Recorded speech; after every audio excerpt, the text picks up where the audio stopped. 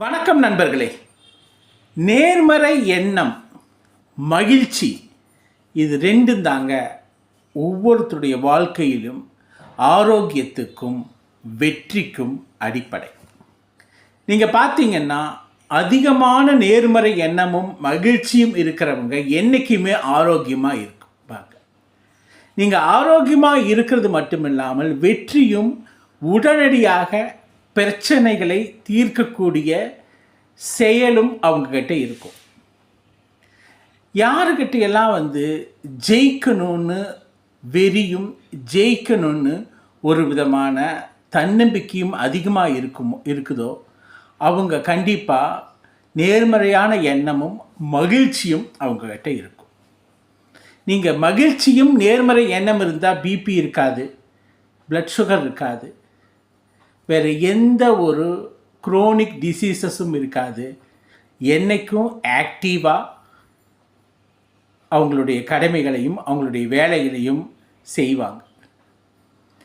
நேர்மறை எண்ணம் அப்படிங்கிறது எல்லா விஷயத்துலேயும் ஒரு பாசிட்டிவ் கண்ணோட்டத்தோட நேர்மறையாக பார்க்கறது. எதுவும் நடக்காது, முடியாது, செய்யாது, இன்றைக்கி அந்த ஒர்க்கு அந்த மாதிரி எண்ணங்கள் இல்லாமல் கண்டிப்பாக நடக்கும், கண்டிப்பாக ஜெயிப்போம், கண்டிப்பாக இந்த விஷயத்தில் வெற்றி காண்போம் அப்படிங்கிறதாங்க நேர்மறை எண்ணம். அது என்ன விஷயமாக இருந்தாலும் நீங்கள் நேர்மறை எண்ணத்தை கைவிடாதீங்க. அதனால் உங்களுக்கு எந்த நஷ்டமும் ஏற்பட போகிறதில்லை.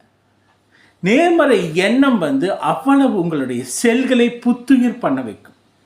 அதே மாதிரி மகிழ்ச்சி, எப்பவும் எதுக்காகவும் சந்தோஷமாகவும் மகிழ்ச்சியாகவும் எந்த வேலையும் செய்யுங்க. அது எவ்வளவு ஹார்ட் ஒர்க்காக இருந்தாலும் சரி. இப்போ மகிழ்ச்சியாக இருக்கும்போது உடல் தன்னை முழுமையாக புதுப்பித்து கொள்ளுது. உங்களுடைய பிரெயின் ஆக்டிவாக இருக்குது. அப்போ பிரெயின் ஆக்டிவாக இருக்கும்போது எடுக்கக்கூடிய முடிவுகள் தெளிவாகவும் வெற்றிக்குரியதாகவும் இருக்குது.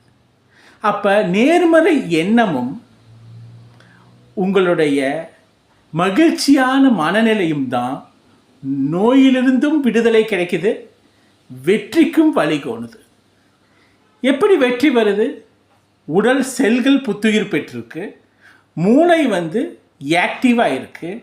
அப்போ நேர்மறை எண்ணத்தோட மகிழ்ச்சியும் சேரும்போது எந்த வேலையும் ஈஸியாக முடியுது, வெற்றியும் கிடைக்குது. அதே நேரத்தில் எந்த பிரச்சனையையும் உடனே